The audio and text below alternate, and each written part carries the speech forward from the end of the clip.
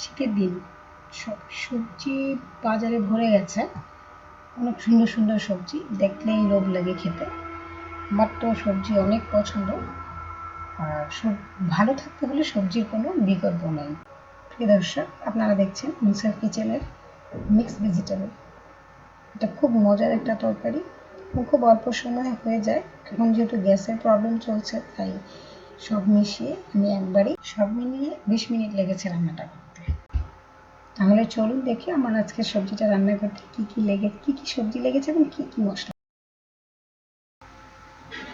এখানে আমি ফুলকপি, আলু, মূলা, সিম, এই 4টা তরকারি নিয়ে নিয়েছি। আপনারা চাইলে আরও এখানে গাজর অ্যাড করতে পারেন, বরবটি অ্যাড করতে পারেন, সেটাও খুব ভালো লাগে।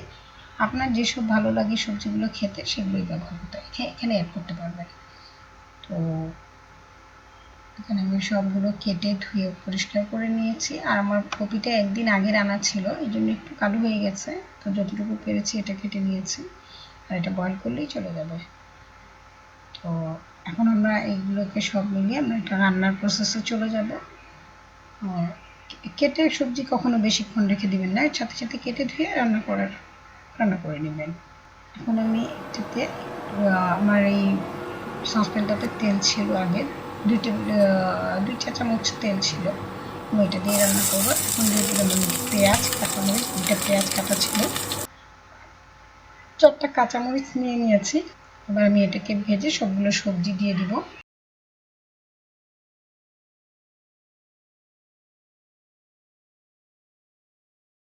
সবজিগুলো দেওয়া হয়ে গেছে, এখন আমি এটাকে একটু নেড়ে চেড়ে তেলের একটু আঁচ লাগাবো শুধু। এখন আমি এতে দিয়ে দিব 1 চা চামচ মরিচের গুঁড়া আর 1 চা চামচ হলুদের গুঁড়া। আর এটাতে অনেক কম মশলা লাগে। এই এই হলুদের গুঁড়া এবং মরিচের গুঁড়া দিয়ে আমি আজকে এই সবজিটা রান্না করব।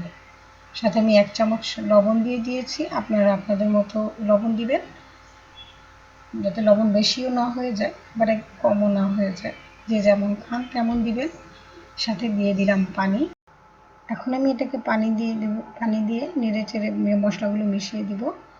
আর সাথে 4টা কাঁচামরিচ দিয়ে দিয়েছি। আমি 15 মিনিটের মতো ঢেকে রাখবো এবং চুলার আঁচটা মাঝারি আছে রেখে এটাকে রান্না করব। চুলার আঁচ ধিমা করা যাবে না, এখানে মাঝারি আঁচে থাকবে। আমি 15 মিনিট পরে ফিরে আসলাম, আমার সবজি হয়ে গেছে। এই অবস্থায় আর এটাকে আর কোনো কিছু করবো না, জাস্ট একটু নেড়ে চেড়ে আবার একটু পানি দিয়ে দিব, যেহেতু আমি একটু ঝোল ঝোল খাবো যেন পানি দিব। আর এই পর্যায়ে আপনারা পানি আর নাও দিতে পারেন, যারা ঝোল ঝোল খেতে চাচ্ছেন না তারা পানি দিবেন না। করে পানি দিয়ে ধনিয়া পাতাটা দিয়ে দিলাম। আমি অল্প একটু পানি দিয়েছি, 1 কাপ একটু পানি দিয়েছি, যাতে সবজিটা একটু মাখা মাখা থাকে। কুচি করে রেখেছিলাম ধনিয়া পাতাটা ধুয়ে বেছে নেবেন। সবসময় ধনিয়া পাতার মধ্যে দেখবেন যে একটা ওই দুবা ঘাসের মতো একটা ঘাস থাকে, ওটাকে ফেলে দিবেন, ওটা তরকারির মধ্যে পড়লে তরকারিটা স্বাদটা নষ্ট হয়ে যাবে।